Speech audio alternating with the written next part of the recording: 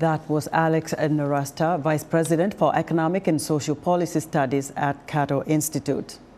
Voice of America television and radio programs have many African affiliate stations. Today, we're happy to have with us in studio Patrick Oyet, the CEO of Echo TV in Juba, South Sudan. Patrick, welcome to Africa 54 and to the United States. I understand it's your first time here. Thank you. Thank you very much. Right. Tell us what the visit is all about. Yeah, thank you very much. It's my first time to be in the U.S., so I'm very excited, first of all. The visit is about coverage of the President-elect Donald Trump and to see the inauguration. You know, for me, I should first say thank you to those who invited me, the Voice of America. And it is very good for me because we were actually supposed to have election as well ourselves. South Sudan, since we gained independence 13 years ago, we've never had elections. We were supposed to have elections in December 2024. This did not happen, and we've never covered any election as journalists. So it is very exciting for me to be here, witness the inauguration, have a look at democracy in America. Of course, ours is still young, but to learn how even journalists do their work here, which of course our election is postponed to 2026. By that time, definitely we will prepare better as journalists, and whatever experience I get from here, I go back home and share with colleagues. Right. So it's very exciting for me to be here. Tell us what were the reasons given for postponing the elections if they've never taken place since South Sudan became independent and now to 2026? What happened? Yeah, the issue is there was war, of course, immediately after independence in 2023.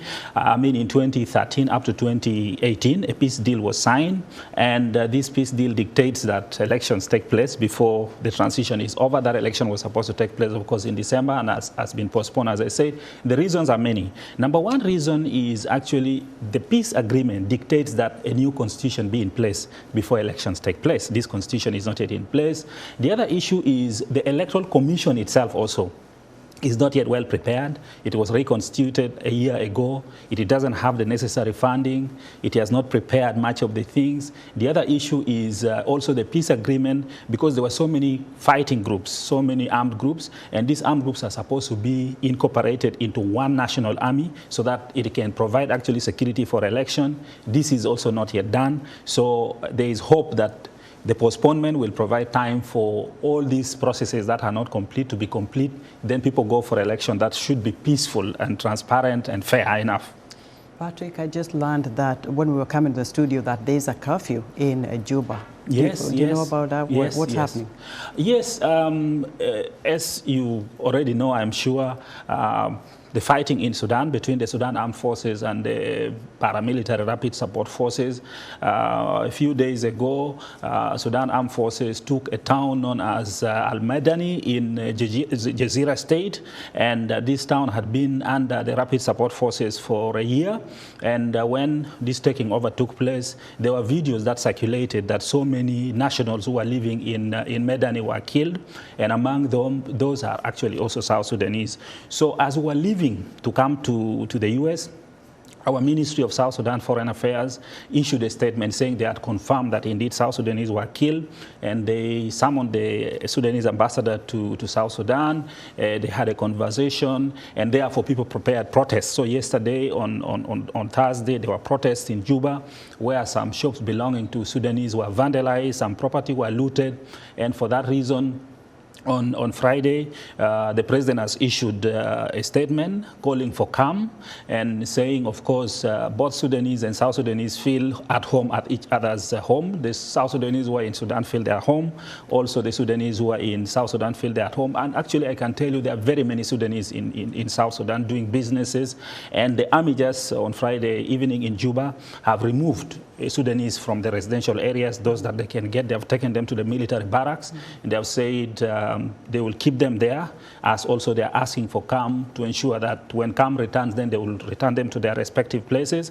And of course, the whole idea is that the government is calling for people to really live together, but they have also declared a curfew from 6 p.m. to 6 a.m. in the morning. You know, before we end our Q&A here, tell us about VOA's collaboration with Echo TV in Juba and what your listeners want to hear more of.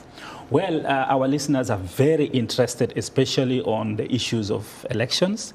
So when elections were taking place here, of course, Echo TV has been broadcasting. This has generated a lot of, excitement because people were also hoping for our elections, as I mentioned earlier.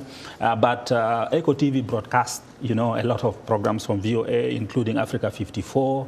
It broadcasts Startup Africa, our voices, almost everything that are run here, we do broadcast them, and people really receive them very, very, very well. It is a part of a very good program for us. Not only that, also Voice of America is helping us train, because Echo TV has a lot of young people who are getting trainings from programs from here.